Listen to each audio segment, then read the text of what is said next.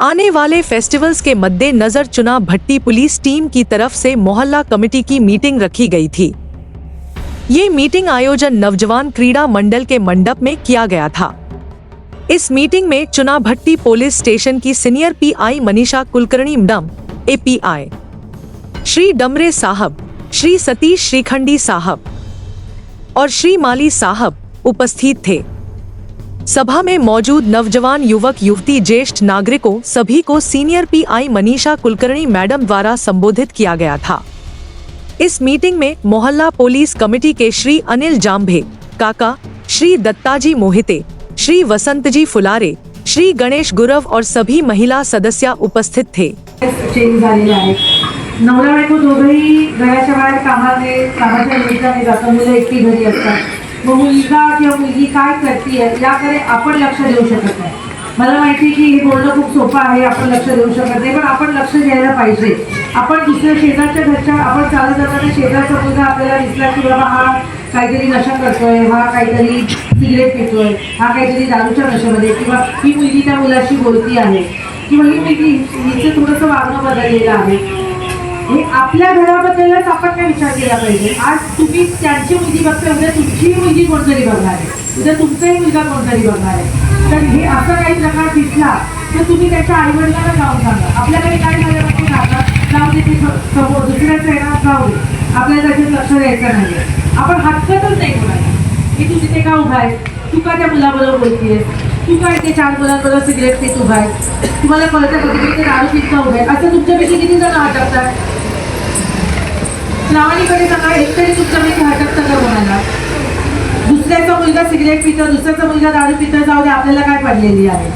पण उद्या आपलाही मुलगा दुसरीकडे कुठेतरी पीत असतो, त्यालाही हटकलं जात नाही आणि तो कमी वयात वाया जातो, खरंच वाया जातो। आता या सोसायटीमध्ये सुद्धा मला सांगा, किती जणांची मुलं प्रॉपरली 10वी 12वी नंतर इंजिनिअरिंग मेडिकल असं करतायत, किती जणांची मुलं सिगरेट दारू पितच नाही, किती जणांची मुलं कोणत्या वाईट मार्गाला नाही, हे गॅरंटी देऊ शकता? किती जण देऊ शकतात गॅरंटी? कोणीच देऊ शकत, कोणीच नाही। पण ही गॅरंटी आपण कधी देऊ? चांगलं एखादं त्याच्या व्यतिरिक्त काही झालं का? आपण गणपतीत आणि नवरात्रीत काय करतो? आपण कशी गाणी लावतो? आपल्याला डीजे पाहिजे असतो, हा, ते पारो आणि काय ते डीजे बाजा आणि काय ते अश्लील गाणी आपल्याला ऐकायची असतात। आपल्याला गणपती बाप्पा बोलतो का की अशी गाणी लावा, त्याच्यावरती दारू पिऊन नाचा म्हणून? मग आपण आपली भजन किंवा आपण आपल्या आरत्या का लावून मूर्त्या नेऊ शकत नाही? आपण विसर्जनाला आपल्याला डीजेच का लागतो? आपल्याला हे अश्लील गाणीच का लागतात?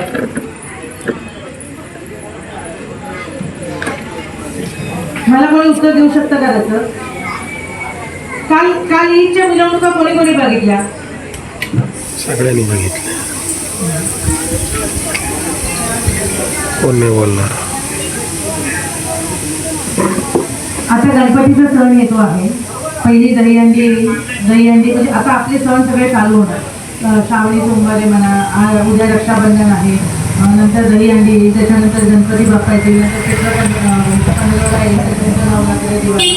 माझी तुम्हाला सगळ्यांना एवढीच विनंती असेल की या दिवसांमध्ये दारूचं सेवन जास्त केलं जातं, ड्रग्सचं सेवन जास्त केलं जातं, त्याच्यानंतर हे आता मिरवणूक आहे, डीजे पीजे वगैरे, तर आपण आपल्यापासून सुरुवात करूया की या सगळ्या गोष्टी नको। आपण आपला धर्म जो आहे त्या धर्माची प्रतिष्ठा वाढवण्याचा प्रयत्न करूया। आपल्या धर्मात आपल्या याच्यात आपल्याला बापांनी किंवा आपल्याला माताजीने सांगितलं नाही की बाबा तो डीजे लाव आणि माझी मिरवणूक काढ आणि माझं विसर्जन करणं।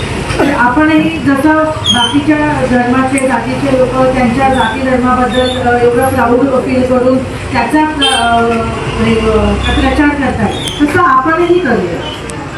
हे तर झालं आता सणांच्या ह्याच्यानुसार। आपण गणपती मंडळाचे वेगळे मीटिंग घेणारच आहोत आणि ड्रग्स साहेब तुम्हाला स्पेसिफिकली माझं घर सुधारायचं आहे, म्हणजे ॲक्च्युली मला माझी कॉलनी सुधारायची आहे। खूप प्रयत्न करते की मला माझी कॉलनी सुधारायची, कोणी त्याचं ऐकतच नाही, त्याचे 4-5 वर्ष जातात। त्याच्यानंतर तो बोलतो जाऊ दे, कॉलनी नाही ऐकत, ॲटलीस्ट मी ज्या चाळीत राहतोय किंवा मी जे 10-12 माझ्या बिल्डिंगमध्ये लोक आहेत मी त्यांना सुधारण्याचा प्रयत्न करतो। त्याने प्रयत्न केला, तेही काही झालं नाही। त्याच्यानंतर तो बोलते की त्याचे 4-5 वर्ष, त्याच्यानंतर तो बोलतो की ठीक आहे, ॲटलीस्ट माझं घर सुधरवतो, बाकीच्यांचं जाऊ द्या, त्याने तेही प्रयत्न केले पण तेही झालं नाही. त्याच्यानंतर तो बोलतो आणि मी सुरुवातच खूप चुकीची केली. मला जर जगाला बदलवायचं आहे तर पहिलं मला स्वतःला बदललं पाहिजे. पहिलं स्वतः मला ठरवलं पाहिजे मला काय करायचं आणि माझी वागणूक बदलल्यानंतर मी बाकीच्यांना बदलू शकते. त्यामुळे मी हे तुम्हाला प्रत्येकाला सांगतेय की तुम्ही दुसऱ्याकडे बोट दाखवून दुसऱ्याकडे करण्यापेक्षा तुम्ही स्वतः पहिला त्या गोष्टी करा. तुम्ही स्वतः हटका. माझा मुलगा सुद्धा उद्या सिगरेट दारू पियेल, माझा मुलगा सुद्धा अभ्यास करणार नाही, माझा मुलगा सुद्धा करिअर करणार नाही, माझा मुलगा सुद्धा काही करणार नाही.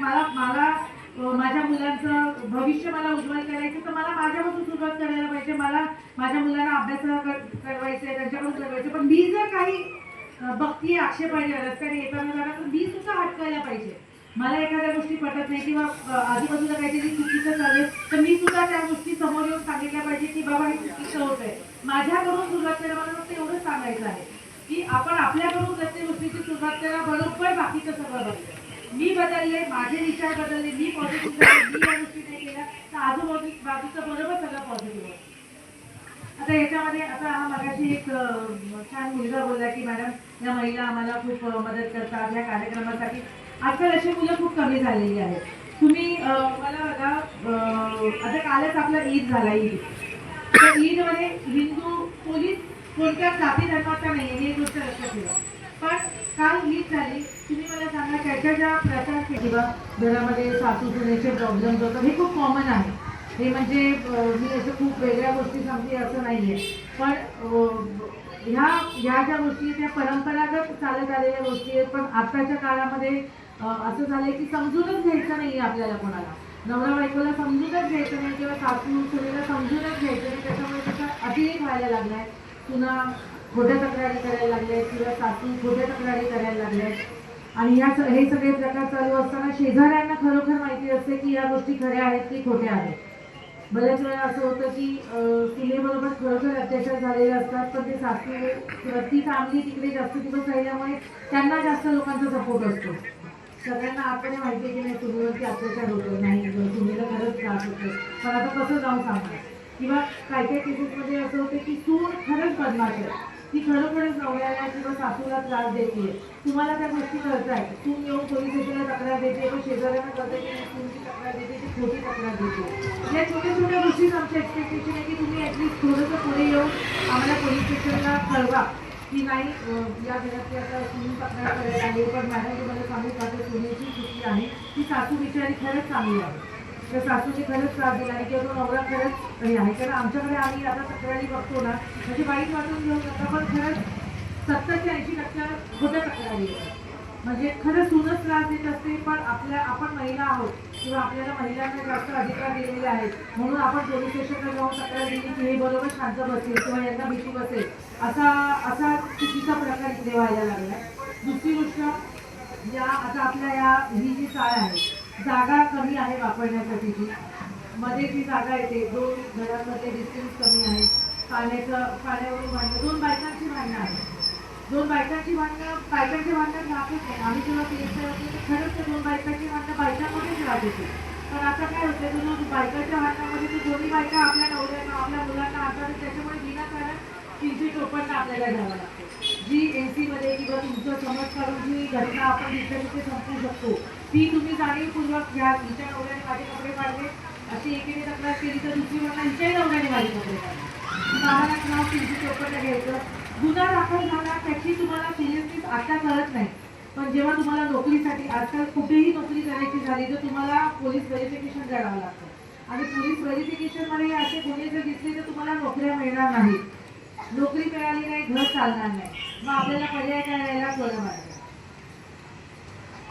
मग त्यापेक्षा थोडंसं शेजार धर्म समजून घेतला की बायकांची भांडणं आहे तर बायकांनी ते येऊन तक्रार करा. आम्ही त्यांना समजवतो आणि ते बायकांमध्ये जबरदस्ती आपल्या मुलांना आपल्या नवऱ्यांना त्याच्यात आणू नका. म्हणजे मला असं खूप असं स्पेसिफिक भाषण नाही करायचं. मला असं ज्या आपल्या या ठिकाणी चालणाऱ्या गोष्टी किंवा ज्या आता मी बघते की आमच्याकडे तक्रारी येतात मी तशा गोष्टी सांगते आहे. प्लस आपल्याकडे आता आमचे APCचे अधिकारी आहेत त्याचे थोड्या वेळाने बोलतीलच नकामुक्ती गोष्टी. हा एक पॅनल लावायला लावला आहे.